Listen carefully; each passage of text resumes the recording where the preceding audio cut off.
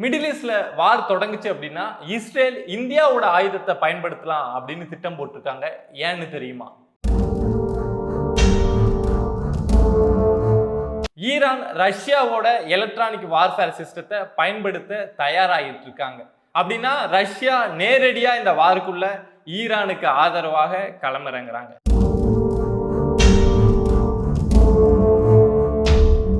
இஸ்ரேலோட மொசாட் உலகத்திலேயே நாங்கள் தான் சிறந்த உளவு பிரிவு அப்படிங்கிறத மீண்டும் ஒரு முறை இஸ்மாயில் ஹனியை படுகொலை மூலமும் அதுக்கு பின்னாடி இருந்த சதித்திட்டம் மூலமாகவும் உலகத்துக்கே சத்தமா சொல்லியிருக்காங்க.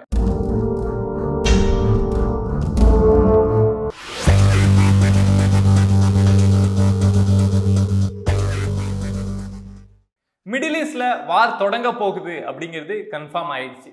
ஆனா யார் தொடங்க போறாங்க, எப்போ தொடங்க போறாங்க அப்படிங்கிறது மட்டும்தான் இருக்கக்கூடிய கேள்வி. ஈரான் ஃபர்ஸ்ட் அட்டாக் பண்ண போறாங்களா இல்ல இஸ்ரேல் நடத்த போறாங்களா அப்படின்னு தான். அதற்கான சூழல் தான் மிடில் ஈஸ்ட் ஃபுல்லாவே இப்போ இருந்துட்டு இருக்கு. ஒரு போர் தொடங்குது அப்படின்னா அதுக்கு முன்னாடி ஒரு அசாதாரண சூழல் இருக்கும்ல, மக்கள் மத்தியில் ஒரு அமைதி இருக்கும்ல, அப்படிதான் இப்போ மிடில் ஈஸ்ட் ஃபுல்லாவே இருந்துட்டு இருக்கு. இதுக்கான அறிகுறிகள் அப்படிங்கிறது தொடர்ச்சியா நம்ம நிறைய வந்துகிட்டே இருக்கு. அதை பத்தி தான் நம்ம இந்த வீடியோல பேச போறோம். அமெரிக்கா வந்து ஈரான்ல இருக்கக்கூடிய, லெபனான்ல இருக்கக்கூடிய அவங்க சிட்டிசன்ஸ் யாரெல்லாம் இருக்காங்களோ உடனடியா அமெரிக்காவுக்கு திரும்பி வாங்க அப்படின்னு ஒரு ஸ்டேட்மெண்ட் சொல்லியிருக்காங்க.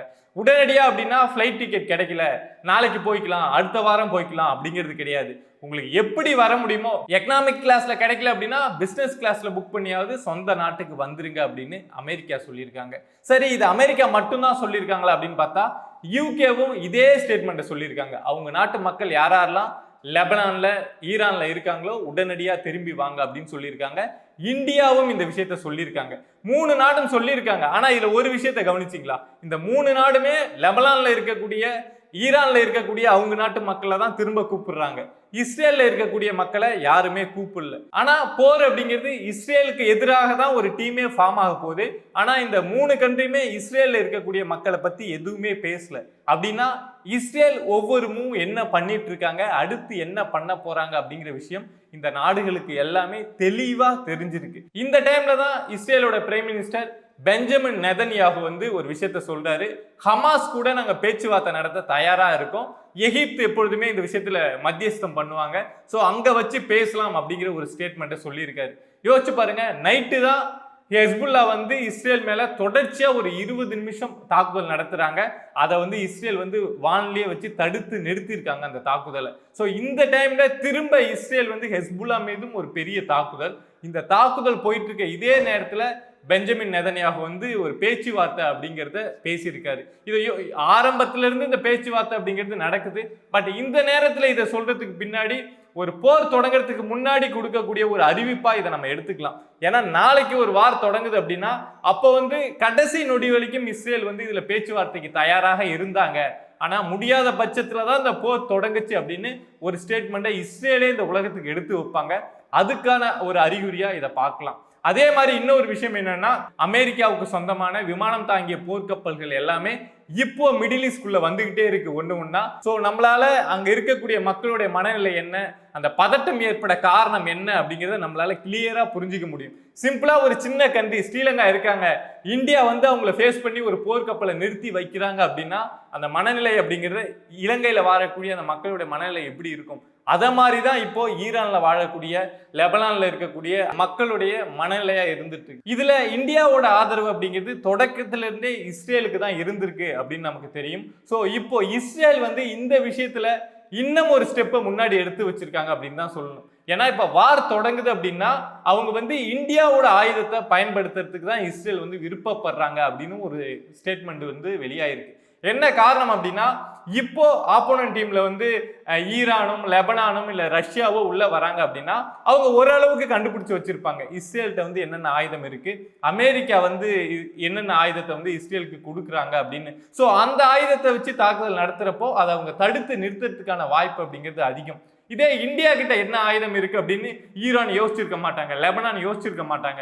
அப்படிங்கிறப்போ இந்தியாவோட ஆயுதத்தை வாங்கி அங்க பயன்படுத்தினா ஈஸியா எதிராளிகளை அட்டாக் பண்றது வந்து ரொம்ப ஈஸியா இருக்கும், அவங்களால திருப்பி அந்த ஆயுதத்தை தடுத்து நிறுத்த முடியாது அப்படிங்கிற காரணத்தால இஸ்ரேல் இந்தியாவோட ஆயுதத்தை இதுல உள்ள இருக்க திட்டம் போட்டுட்டு இருக்காங்க. இஸ்ரேலும் அமெரிக்காவும் ஒரு பக்கம் நிக்கிறாங்க அப்படின்னா ஆப்போனன்ட்ல யாரு இருந்தாலுமே அது ஒரு பெரிய பாதிப்பா இவங்க ரெண்டு பேருக்கும் இருக்காது. ஏன்னா இவங்கள்ட்ட இருக்கக்கூடிய ஆயுத பலம் அப்படிங்கிறது அப்படிதான். லெபனானோ ஈரானோ இவங்க ரெண்டு பேரையும் ஒன்றும் செஞ்சிட முடியாது அப்படின்னு தான் இது வரைக்கும் உலகமே நம்பிட்டு இருக்கு. இவங்க தான் ஒரு தாக்குதல்னு வந்தா அது பாதிப்புங்கிறது ஈரானுக்கும் லெபனானுக்கும் இருக்கும் அப்படிங்கிறது தான். பட் ஆப்போசிட் சைட்ல ரஷ்யா அப்படிங்கிற ஒரு நாடு வந்ததுன்னா இந்த போர் அப்படிங்கிறது ஒரு சமமான போரா மாறும், ரெண்டு பக்கமும் பலம் பொருந்திய ஒரு அணியா இருக்கும். இப்போ அந்த கேள்விதான் ரஷ்யா ஈரானுக்கு நேரடியா ஆதரவு கொடுக்க ஆரம்பிச்சிட்டாங்களா அப்படிங்கிற கேள்விதான். ஏன்னா ஈரான் வந்து ரஷ்யாவோட எலக்ட்ரானிக் வார்ஃபேர் சிஸ்டத்தை பயன்படுத்த தயாராகிட்டு இருக்காங்க. அப்பனா ரஷ்யா வந்து நேரடியா ஈரானுக்கு ஆதரவாக இந்த களத்துல இறங்குறாங்க அப்படின்னு தான் புரிஞ்சிக்கப்படுது. அதே மாதிரி இன்னொரு விஷயம் என்னன்னா, ஒரு நியூக்ளியர் வெப்பன் வந்து ஒரு கண்ட்ரிகிட்ட இருக்கு அப்படின்னா இன்னொரு கண்ட்ரி வந்து அவங்க கூட ஃபைட் பண்ண எப்பொழுதுமே யோசிப்பாங்க. ஏன்னா ஏதாவது ஒரு கண்ட்ரி ஏதோ ஒரு சிச்சுவேஷன்ல நியூக்ளியர் வெப்பனை யூஸ் பண்ணிட்டாங்க அப்படின்னா அதோட பாதிப்பு அப்படிங்கிறது நம்ம யோசிச்சு பார்க்க முடியாத அளவுக்கு இருக்கும். ஸோ அப்படி இருக்கிற சூழல்ல தான் ஈரான் இப்போ என்ன சொல்லியிருக்காங்க அப்படின்னா, எங்கள்கிட்ட நியூக்ளியர் வெப்பன் இல்லைன்னு நினைக்கிறீங்களா, நாங்களும் வச்சிருக்கோம் அப்படிங்கிற ஒரு ஸ்டேட்மெண்ட்டை சொல்லியிருக்காங்க. ஸோ இந்த சூழல்ல தான் இப்போ எப்போ போர் தொடங்கும், இப்போ தொடங்குமா, எப்போ தொடங்கும் அப்படின்னு தெரியாத அளவுக்கு ஒவ்வொரு நொடியும் அந்த திக் திக் நொடின்னு சொல்லுவாங்கல்ல, அந்த அளவுக்கு இந்த சூழல் அப்படிங்கிறது இப்போ மிடில் ஈஸ்ட்ல இருந்துட்டு இருக்கு. ஏன்னா ரெண்டு பக்கமும் ஒரு பெரிய டீம் ஃபார்ம் ஆயிட்டு இருக்காங்க. இந்தாண்ட இஸ்ரேல், இந்தியா, அமெரிக்கா இவங்கெல்லாம் ஒரு டீமா ஃபார்ம் ஆயிட்டு இருக்காங்க. நான் இந்தியா வார்க்குள்ள போறாங்க அப்படின்னு சொல்ல, பட் இந்தியா வந்து எப்பொழுதுமே இஸ்ரேலுக்கு ஆதரவாக நிற்கக்கூடிய ஒரு நாடு. அந்த வழியில நான் சொல்றேன். அதே மாதிரி ஆப்போசிட் சைடு பார்த்தோம்னா இருக்கக்கூடிய மிடில் ஈஸ்ட் கண்ட்ரிஸ் எல்லாமே Turkey, Syria, Lebanon, Palestine, Saudi Arabia, Qatar அப்படின்னு எல்லாமே இன்னொரு டீமா ஃபார்ம் பண்ணிட்டு இருக்காங்க. ஸோ இந்த டைம்ல இந்த சண்டை அப்படிங்கிறது தொடங்குச்சு அப்படின்னா கண்டிப்பா இது பெரிய போரா இது வரைக்கும் நம்ம பார்க்காத. இதுக்கு முன்னாடி உக்ரைன் ரஷ்யா வார் பார்த்தோம், இஸ்ரேல் ஹமாஸ் இவங்களுடைய சண்டைகள் எல்லாம் பார்த்தோம். பட் இத மாதிரி ஒரு வார் தொடங்குச்சு அப்படின்னா இது வரைக்கும் உலகமே பார்க்காத முதலாம் உலக போர், இரண்டாம் உலக போரெல்லாம் தாண்டி ஒரு பெரிய வாரா வந்து நிற்கும். ஏன்னா அப்போ பயன்படுத்தப்பட்ட ஆயுதங்கள் அப்படிங்கிறது வேற, இப்போ ஒவ்வொரு கண்ட்ரிட்டையும் இருக்கக்கூடிய ஆயுதங்கள் அப்படிங்கிறது இந்த ஒரு ஒட்டுமொத்த நாட்டையே ஒரு நாளுக்குள்ள அழிச்சு முடிக்கிற அளவுக்கு ஆயுதங்கள் இப்போ இருக்கக்கூடிய பெரிய பெரிய கண்ட்ரிஸ்ட இருந்துட்டு இருக்கு. ஸோ இந்த போர் தொடங்குச்சு அப்படின்னா என்ன நடக்கும் அப்படின்னு சொல்ல முடியாது. இதுல ஒரு விஷயம் சொன்னேன் இல்லையா, மொசாட் வந்து திரும்ப இந்த உலகத்துக்கே ப்ரூவ் பண்ணியிருக்காங்க அவங்க எவ்வளவு பெரிய ஒரு உளவு பிரிவு அப்படின்னு. அது உண்மைதாங்க. எப்பொழுதுமே ஒரு சம்பவம் நடக்குது அப்படின்னா அங்க மொசாட் வந்து ஹீரோவா, அது யார் ஒத்துக்கிட்டாலும், அமெரிக்கா ஒத்துக்கவே இல்லைனாலும் மொசாட் எப்பொழுதுமே பல நேரங்கள்ல சக்சஸ்ஃபுல்லா தான் இருந்திருக்காங்க. இப்போ ரீசெண்டா ஹமாஸோடைய அரசியல் பிரிவு தலைவரா இருந்த இஸ்மாயில் ஹனியே ஈரான்ல வச்சு கொல்லப்பட்டது அப்படிங்கிறது நமக்கு தெரியும். இதை நம்ம ஆரம்பத்துல நானே என்ன சொல்லியிருந்தேன் அப்படின்னா, ராக்கெட் வச்சு தாக்கி வந்து அவரை கொலை பண்ணியிருக்காங்க, அவர் இருந்த பில்டிங்கவே செதைச்சு இந்த சம்பவம் நடந்திருக்கு, இந்த படுகொலை நடந்திருக்கு அப்படின்னு சொன்னேன். பட் அதுக்கப்புறம் வரக்கூடிய செய்திகள் அப்படிங்கிறது தான் ஈரானுக்கே பெரிய ஷாக்கு. என்னடா அது நம்ம நாட்டுக்குள்ள இப்படி நடக்குதா, நம்மளை மீறி இப்படி நடந்திருக்கா அப்படின்னு. என்ன ஒரு விஷயம் இப்போதைக்கு சொல்லப்படுது அப்படின்னா, இஸ்மாயில் ஹனியே ஈரான் வந்தார்னா அங்க இருக்கக்கூடிய அந்த அரசு கெஸ்ட் ஹவுஸ்ல தான் தங்குவார், அவருக்குன்னு ஒரு இடம் இருக்கு, அந்த இடத்த தான் தங்குவார் அப்படின்னு ஆல்ரெடி கெஸ் பண்ணப்பட்டு ஒரு மாசத்துக்கு முன்னாடியே அங்க வந்து அவர் தங்கக்கூடிய இடத்துல ஒரு 7 கிலோ வெடிமருந்து அப்படிங்கிறத செட் பண்ணி வச்சிருந்துருக்காங்க. ஸோ அதை தான் வெளியில இருந்து கண்ட்ரோல் பண்ணி வெடிக்க வச்சிருக்காங்க அப்படிங்கிறது ஒரு செய்தி. இன்னொரு செய்தி என்னன்னா, இந்த ப்ராசஸ் எல்லாமே ஏஐ மூலமா நடந்திருக்கு. வெடிமருந்து அப்படிங்கிறத அவர் எப்பொழுதும் தங்கக்கூடிய அந்த இடத்த செட் பண்ணிட்டாங்க. பட் அவர் உள்ள வந்தாரு அப்படின்னா அதை வெடிக்கிற மாதிரி ஆட்டோமேட்டிக்கா செட் பண்ணியிருந்தாங்க. எப்படி உள்ள அவர் வராரு, அவருடைய ஃபேஸ் ரெகக்னைஸ் ஆகுது அப்படின்னா, இல்ல அவருடைய வாய்ஸை வந்து ஐடென்டிஃபை பண்ண முடியுது அப்படின்னா அது வந்து தானா வெடிக்கிற மாதிரி பிளான் பண்ணியிருந்தாங்க அப்படிங்கிறது தான். சரி, இதெல்லாம் நடந்திருக்கு. ஆனா இதை பத்தி இன்னும் இஸ்ரேல் வந்து ஒரு விஷயமும் பேசவே இல்லை, இதை நாங்க தான் செஞ்சோம் அப்படின்னு சொல்லவே இல்லை. பட் எல்லாருமே ஈரான்ல இருந்து பாலஸ்தீன்ல இருந்து எல்லாம் நம்பக்கூடிய விஷயம் இதை இஸ்ரேல் தான் செஞ்சாங்க, மொசாட் தான் இதுக்கு பின்னாடி இருக்கு அப்படிங்கிறது. இதை நம்ம எப்படி உறுதி பண்ணலாம் அப்படின்னா, இப்போ ஈரான்ல நடந்துட்டு இருக்கக்கூடிய விஷயத்தை வச்சு நம்ம புரிஞ்சுக்கலாம்.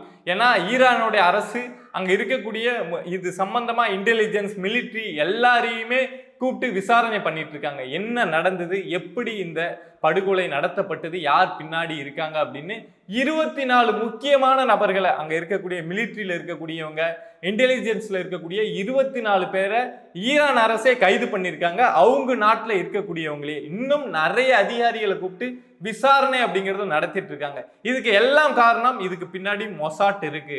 மொசாட்டோட இன்டெலிஜென்ஸ் யாரோ இங்க வேலை பார்த்துட்டு இருக்காங்க அப்படிங்கிற ஒரு சந்தேகம் தான்.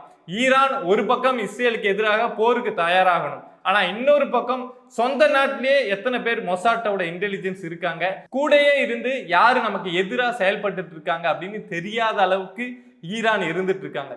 போர் அப்படிங்கிறது ஒரு பக்கம், இன்னொரு பக்கம் கூட இருக்கக்கூடிய நிழலையே நம்ப முடியாத சூழல்ல ஈரான் இப்போ போருக்கு தயாராகிட்டு இருக்காங்க.